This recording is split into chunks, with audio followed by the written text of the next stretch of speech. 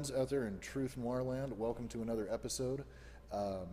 We have a very special guest tonight, hailing from another galaxy, and so it's a very special treat that we have. I want to introduce him to you now.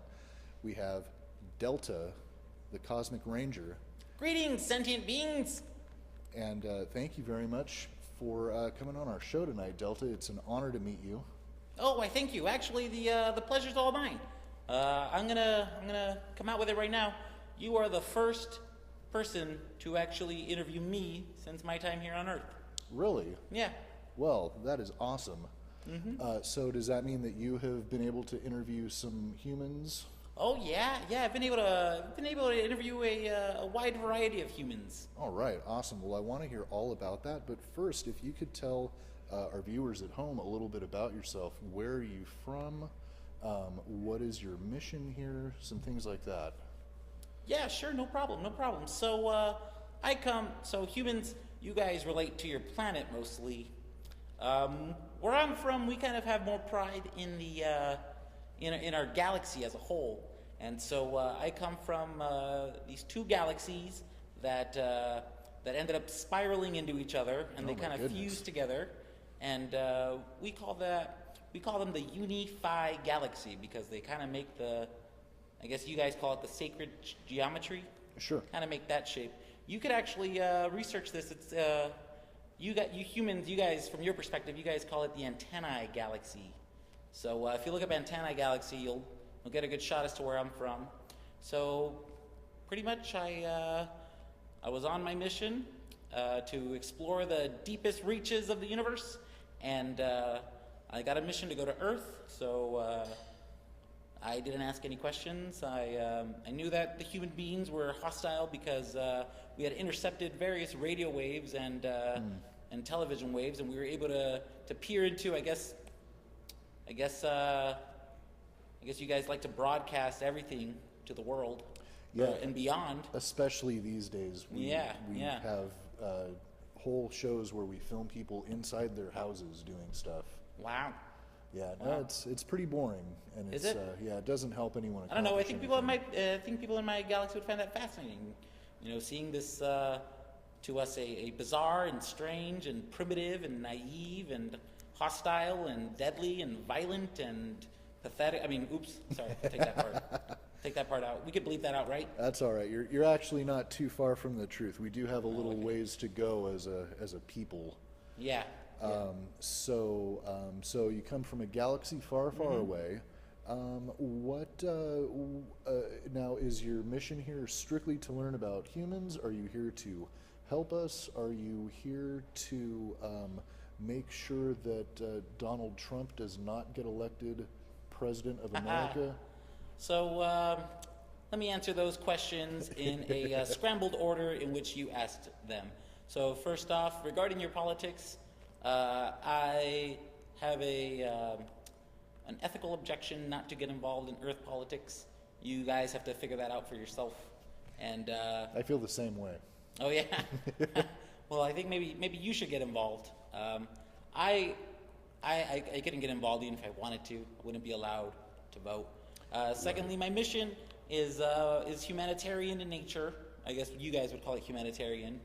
But that's not to say that I wouldn't get dirty, as you guys like to say here.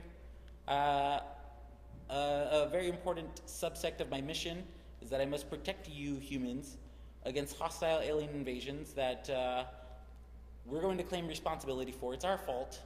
We created them back in our society as a weaponized species, and they kind of got out of hand. And they did a lot of damage back in my galaxy, and they almost decimated my population, the Geometronians. And so we want to make sure that they don't come here to Earth and do the same thing, because the results would be very catastrophic.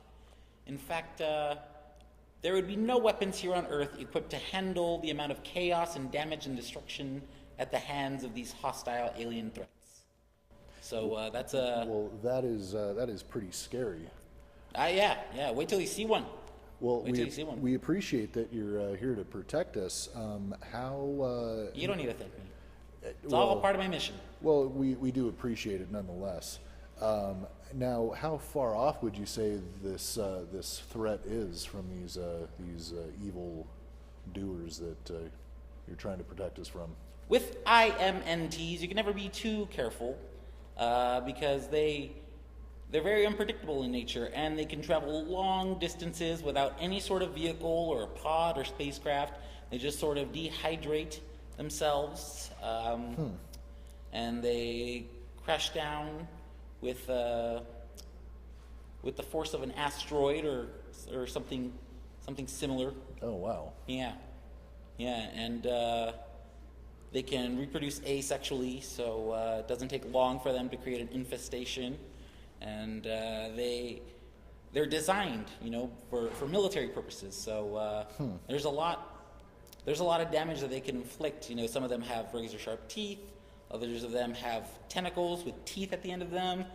Others have eyeballs with teeth inside of them. Oh my goodness! And they're not fun. I'll tell you that much. Well, it's good to know that you guys have survived that kind of problem, because humanity seems to be edging that way too, as far as creating things that can destroy itself and the planet. And so, do you have any advice for the governments of the world as far as that goes, as to how to avoid that?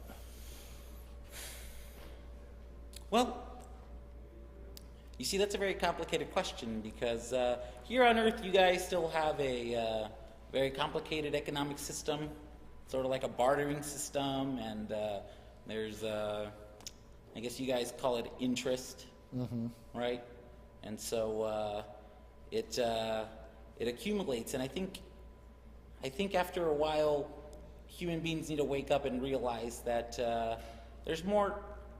There's more to coexisting than just getting along or tolerating one another. I think there has to be a point of accepting each other, regardless of whatever circumstances they come from, or whatever differences you may have. And I don't foresee that happening anytime soon here on Earth. Although I am trying to be optimistic, and I do have a lot of affinity for the humans.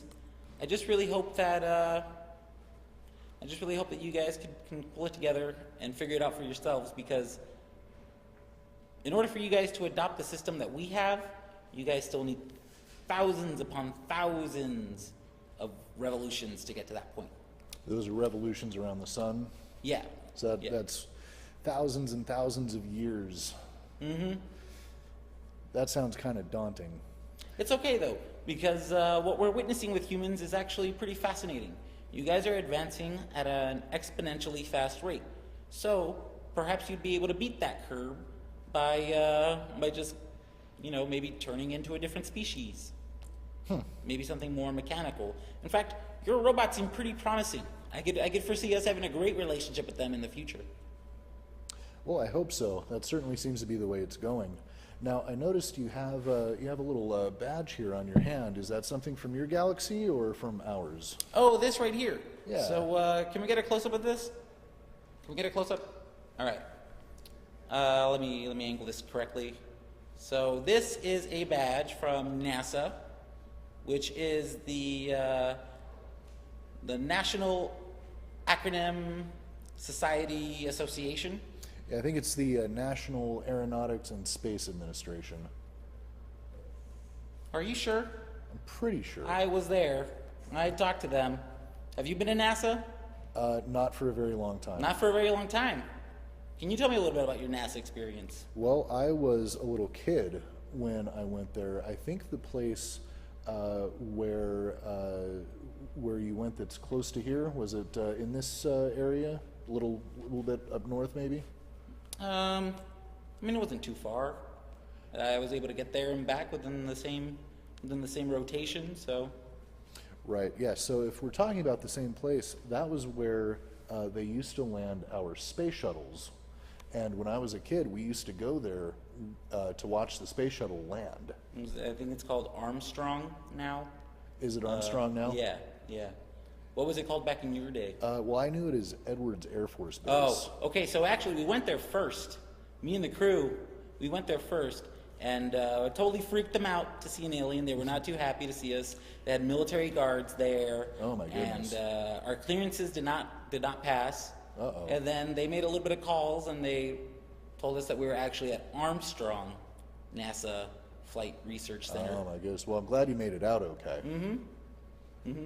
Yeah, and then once we got there, the mentality of the people were totally different. While their technology was still pretty laughable by our standards. By your standards. Yeah. The people there were really nice and actually voted really well for the humans and your integration into intergalactic society.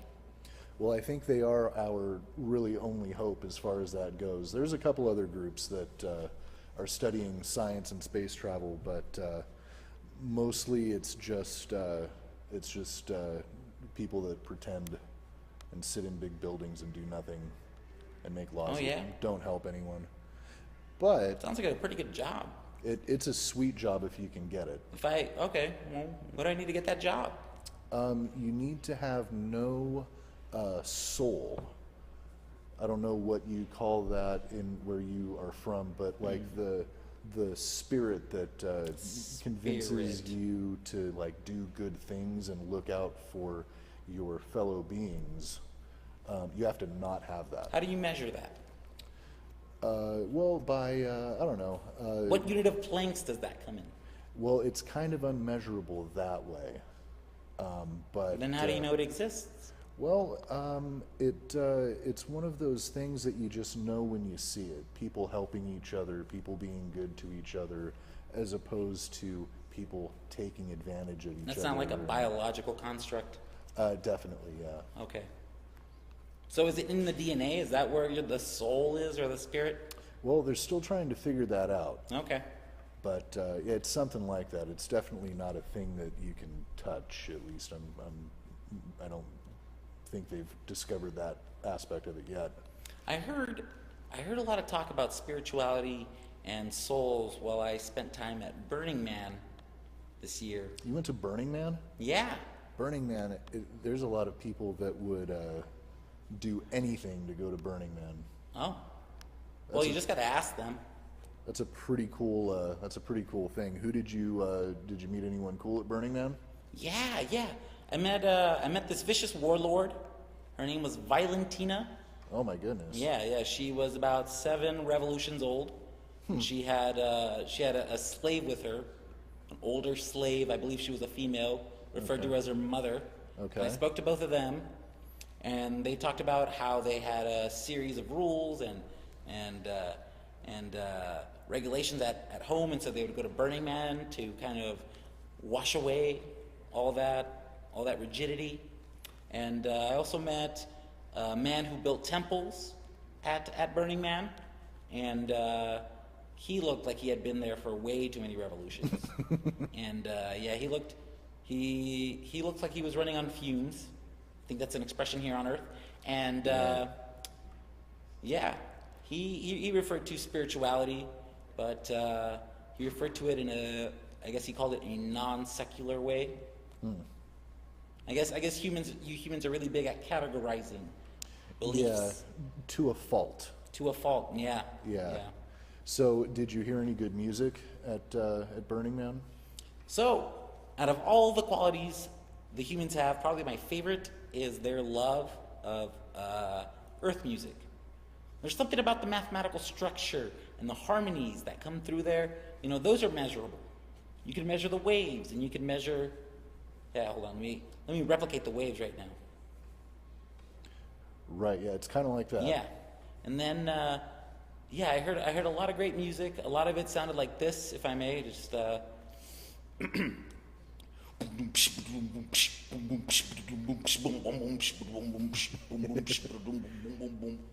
That sounds about right. It was like that for about 7 rotations, nonstop, all day, all night. No break whatsoever. A lot of people dancing. A lot of people dancing. A lot of people combing through the desert. I saw a great variety of Earth vehicles. That some of them I was really humbled to see that they were trying to imitate some of our technology and some of our designs. They had some spaceships there, but they had no flight capability, so it was kind of ironic. You know, it was just a novelty.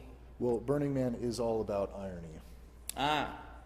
But yeah, so I wanted to talk to you a little bit more about NASA. I see you brought some photos with you. Yeah. Can we put those up? Sure, yeah, let's go ahead and make them full screen. So, all right. So you want me to give you a little description of what's going on here? Yes, please. Okay, so basically what you have here is a DC-8 aircraft that has been hollowed out to include various scientific instruments. And these scientific instruments will measure about 200 different gases located along the coastline in the troposphere. That's right below the stratosphere. And these type of gases that they're measuring for are greenhouse gases that humans have put into the air knowingly, if inadvertently, and it's to better understand how air pollution gets collected by the ozone. And so inside that DC-8 aircraft, they have 4 turbine jet engines located on the wings. Very primitive stuff, fossil fuels, and they can carry about 30,000 pounds of. I guess humans here don't really know planks that well. No, that's not a system of measurement we're familiar with. Okay, all right. You guys should get on that. It's wonderful. It's a wonderful system. And so I guess pounds is what you humans would understand. Okay. And about 30,000 of them, and could hold about 45 scientists, and they all operate different instruments, and they don't record anything automatically. You know, they're not that advanced yet, so right. The scientists actually have to use an analog pencil, I guess is what it's called. It's a type of writing device. Okay. And they jot it all down on a piece of flora. And then I guess through that they use some arithmetic and some calculus, and they determine what's wrong with the planet. Now, did they let you go inside and see? Oh yeah. The captain of that ship was a really nice man. His name was Wayne, Captain Wayne. Trying to remember his last name. Started Ringelberg, Wayne Ringelberg, and he actually let me sit in the cockpit of the ship. I was able to hit some switches, and I was able to steer the joystick that they had there to control the pitch and yaw. And very cool. He didn't trust me. Yeah, I thought so. It was kind of like playing in a toy car. You know, I guess that's an analogy you humans would understand. Right, definitely. You know, and so it was pretty fascinating. I really thought that in that vessel is the potential to really change things in this planet for the better. And so it was a great honor to be able to go and meet the humans and see them at their best. Definitely. I think we had even if they fell short by our standards. Right. Well, you know, we're still working on it.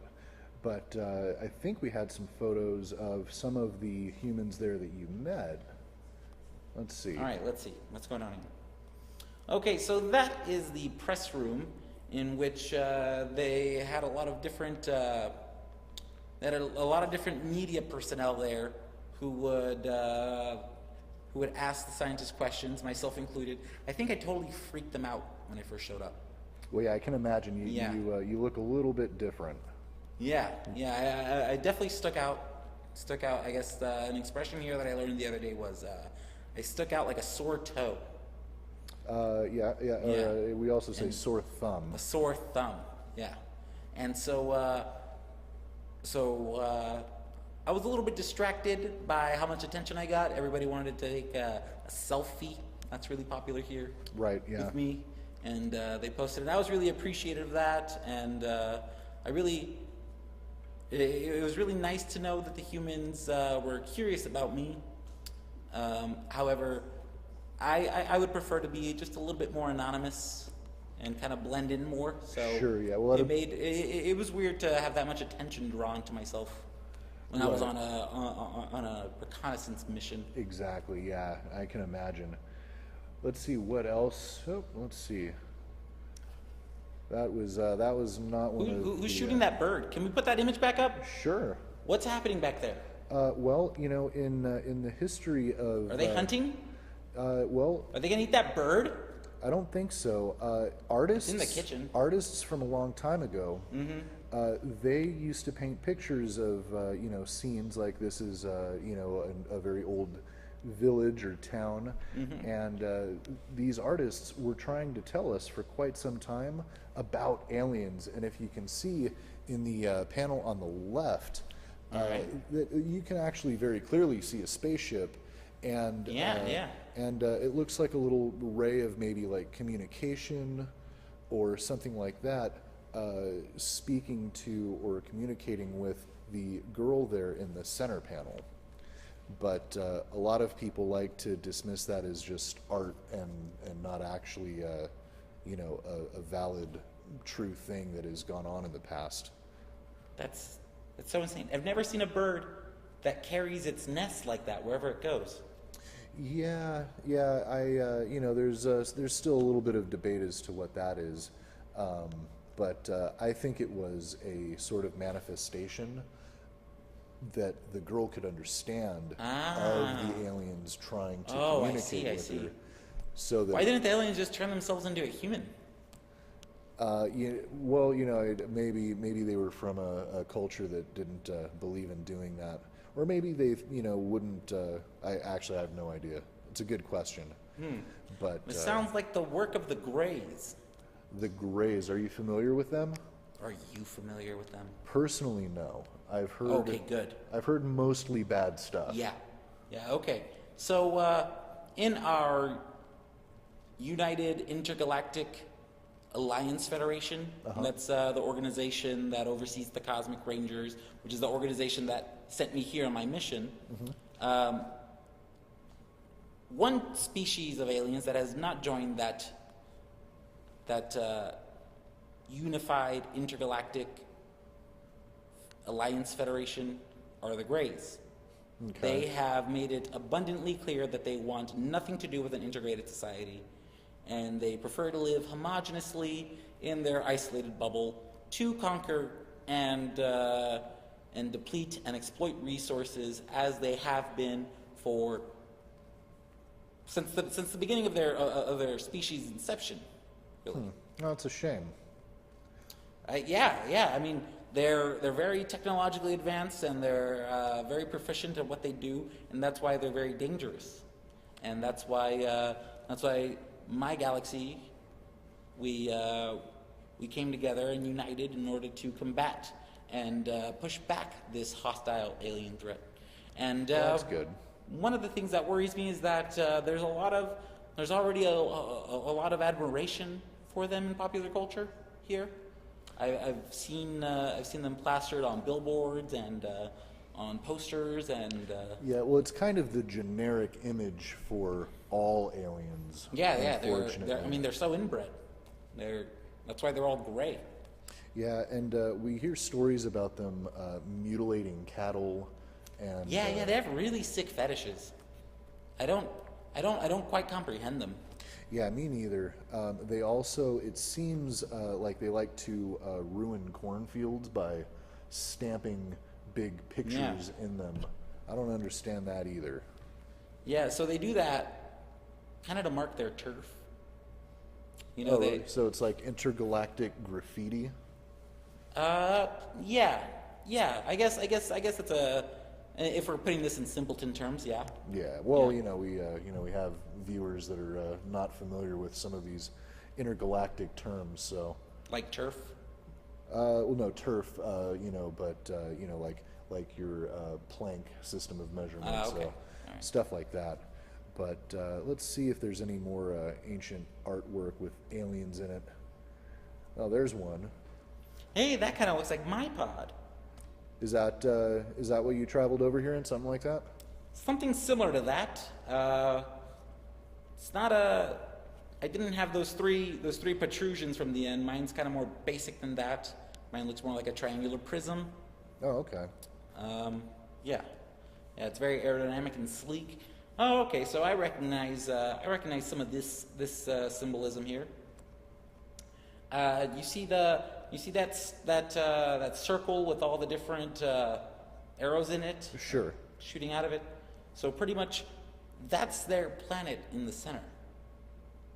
And they put all the pointy things at the end because they always have their guard up, and they're always on the offensive. Ah, okay. And so wherever they travel, they can penetrate through any defenses that they come across. Interesting. That's a very interesting artist rendition, though, of the Greys. We have some more. Now, this right, was painted, I believe, about 700 years ago. By Is that a long time? It's pretty long. Okay. It's about 200. How old are you, if you don't mind me asking? I'm 35. 35. What you would call Okay. revolutions. Okay. Old. Do you know anyone who's 700? No. No? No, that's about 200 times older than I am. Yeah. So- Hey, you guys can do basic math. Basic math, yeah. It's amazing. All right. Let me write that down in my assessment. Hold on. Forgot my notebook. All right, I'll just have to remember that. Well, I'm sure you'd do a fine job at memorization. Yeah. I mean, I can pretty good with names. Might actually be able to remember everyone I've interviewed through Very the course through my time here on Earth. So. So now, when you get back home, what are you responsible for submitting as your assignment from your mission here? So the technology that we have here on that I brought with me can actually transmit my results, and I do broadcast them from here. And unfortunately, I do not have the resources available to travel back to my home planet at this time. Oh no. Yeah. So I haven't really made any plans about what I'm going to do when I go back home. Just kind of playing it rotation by rotation. Fair Here. enough. Yeah. So while you're on Earth, where do you stay? So typically I just stay in my pod. When I first arrived here, I was parking it just on the street. Just put it. I didn't realize that there was a type of code here on the planet. Right. Yeah. So a couple of times I got my ship impounded, collected a couple of tickets. But I didn't have to pay anything, because I'm kind of an ambassador. Sure. Yeah. So and plus you can't really impound my spaceship. Right. Yeah. Because Wheel. you could just fly it You can't away. put a boot on it. Yeah, it just teleports. So Right on. Let's see what else we have here. We got some more NASA photos, it looks like. all right. So that is a gentleman by the name of Tim Moore. He is the director of the Atom Project. Okay. Atmospheric topography. Everything there has acronyms. That's actually the hardest part about NASA is remember what all the acronyms stand for. Right. Yeah, I can imagine. I can do names just fine. Acronyms not so much. But yeah, he was a lovely fellow, and he actually gave me a very detailed description about the type of acronyms that they use at NASA. Okay. What are some of those?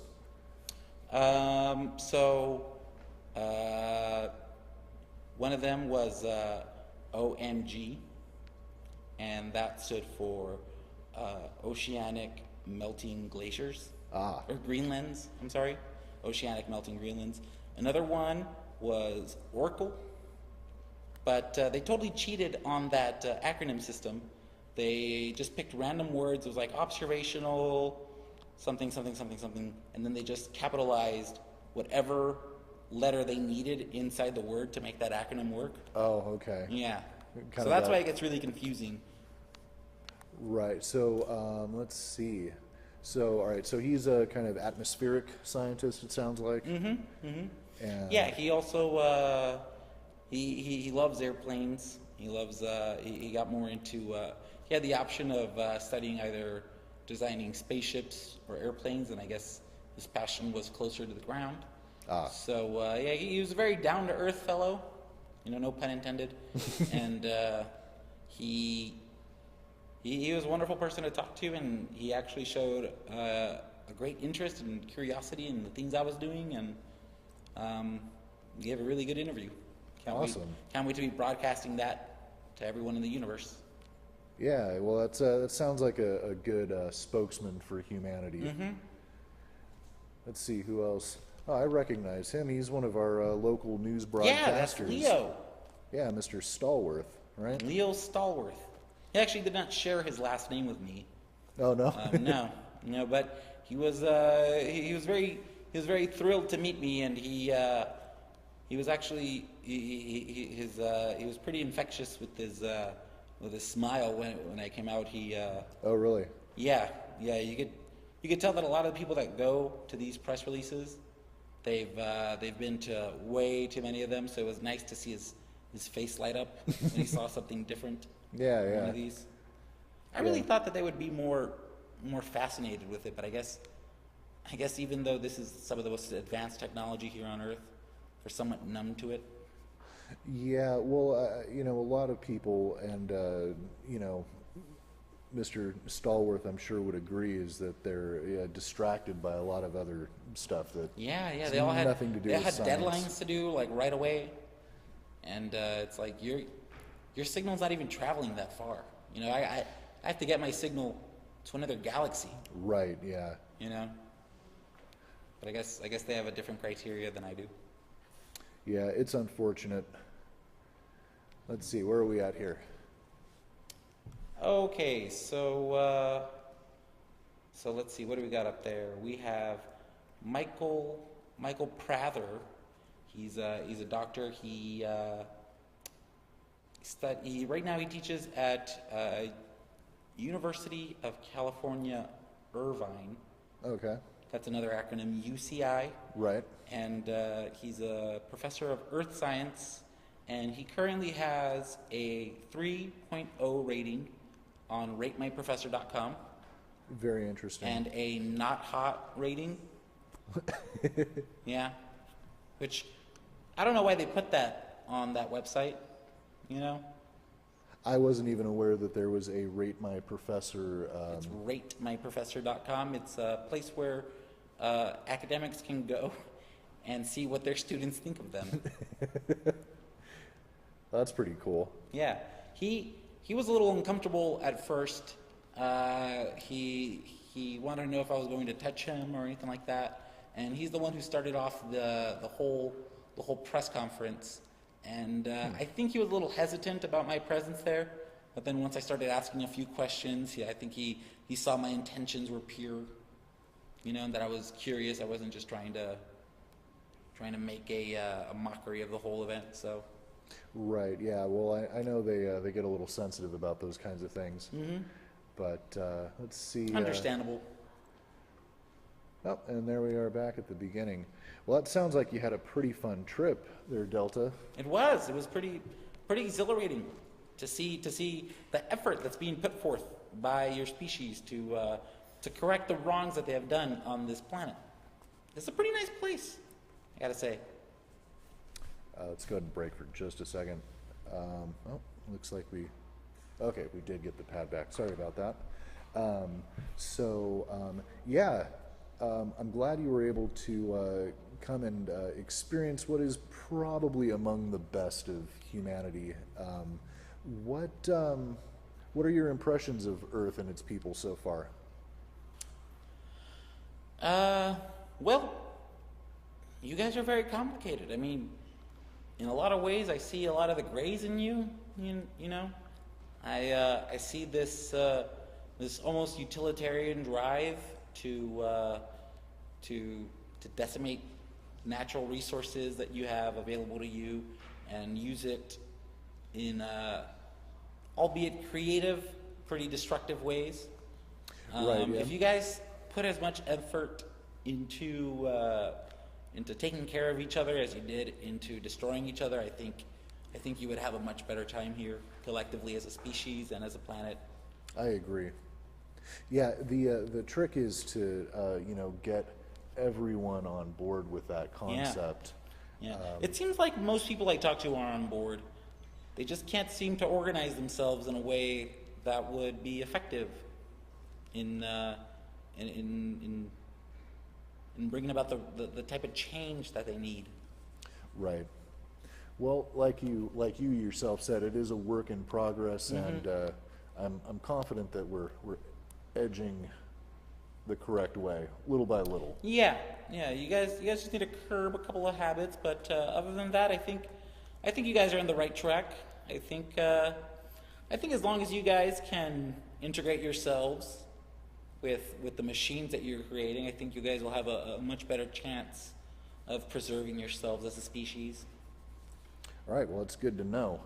Well, we are running a little bit low on time, but I wanted to say thank you so much for coming on and talking to us. Absolutely, it was my pleasure. Making yourself known to a little bit larger group of people. And I wish you all the best in the rest of your time here on Earth with us. Oh, I thank you. And we usually shake hands at the end of a show. Is that a custom you're yeah, I used learned to? it. I actually learned it. So well, thank you so much. And any last words you have before we close out? Hopefully not. I hope I say a lot more words after this.